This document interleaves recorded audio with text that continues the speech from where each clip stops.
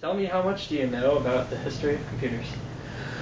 Well, I do know that the computers as they exist today started probably back in the 60s and 70s, especially the internet or the networking of computers started way back then, primarily between colleges, different colleges communicating with each other.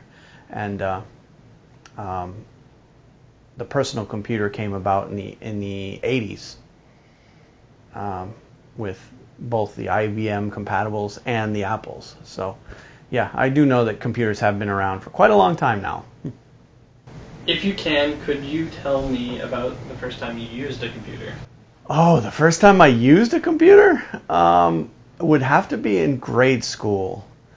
They had a IBM TRS-80, or commonly referred to as the Trash 80.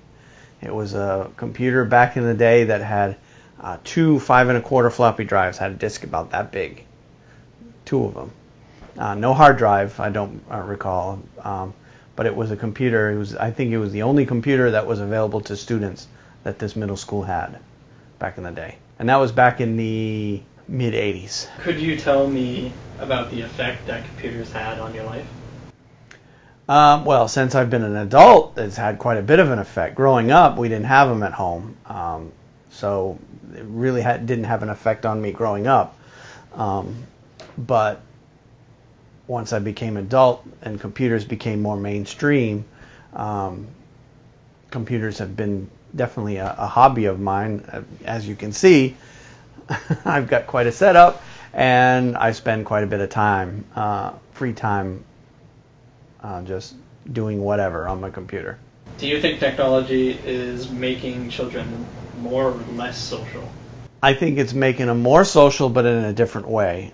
Growing up as a kid, I had a lot of neighborhood friends, and we would hang out as friends, and I'd only be socializing with my school-age friends when I was at school, because we had no way to communicate back then with each other outside of school, other than picking up the phone and calling each other. Nowadays, you see kids on smartphones constantly communicating with each other, day and night, all the time.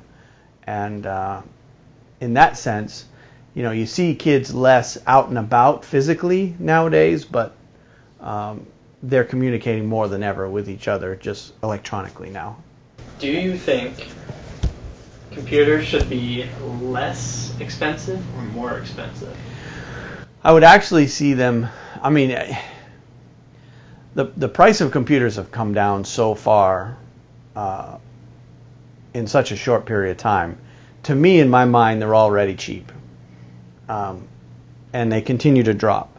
But for the underprivileged folks that don't have the ability to purchase a nice computer system, I feel like computers have a long way to go as far as becoming affordable.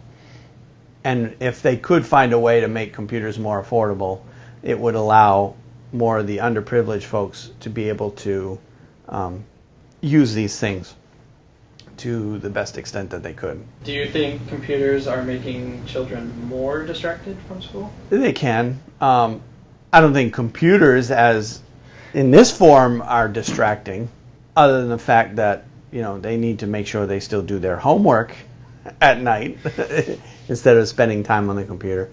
But what I find that could be possibly what I find is as concerning for me is the kids that have their smartphones and they're using them in class when they should be paying attention to the teacher.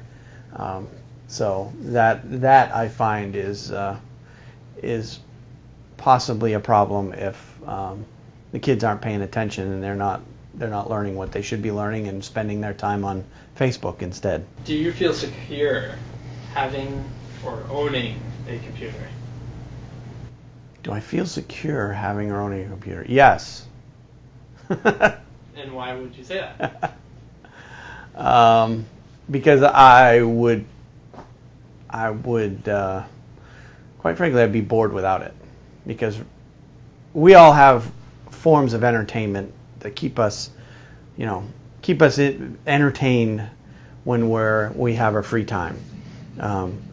Some people enjoy television. I personally am completely bored with television.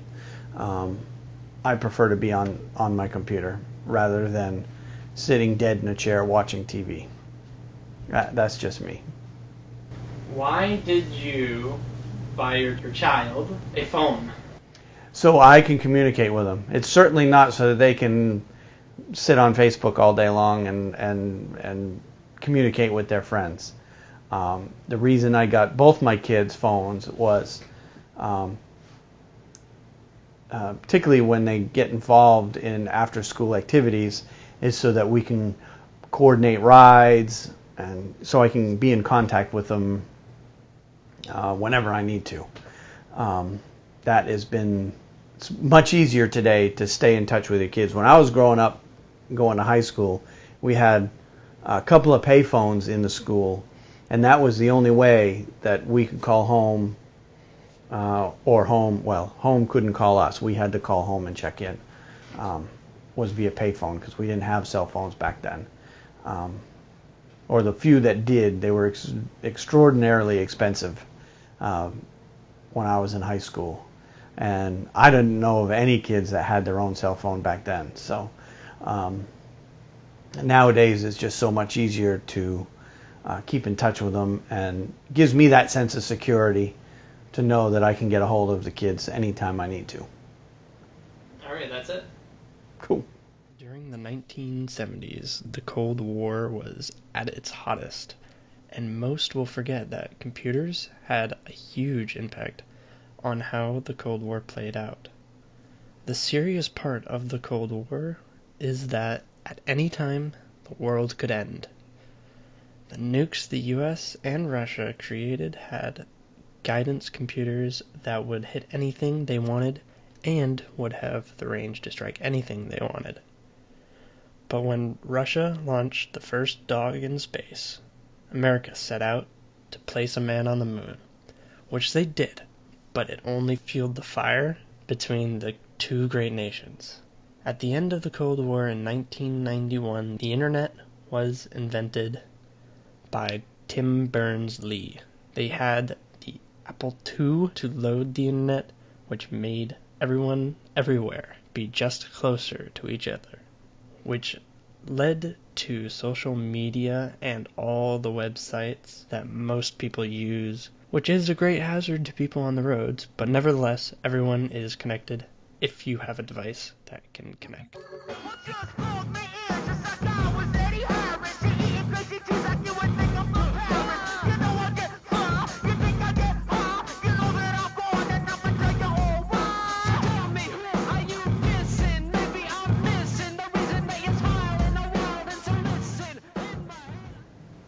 What do you mean the start's going to be cut out? It's just going to be cut out because I don't like starts. Oh. They start weird. Unless you want this to be in bloopers. Whatever.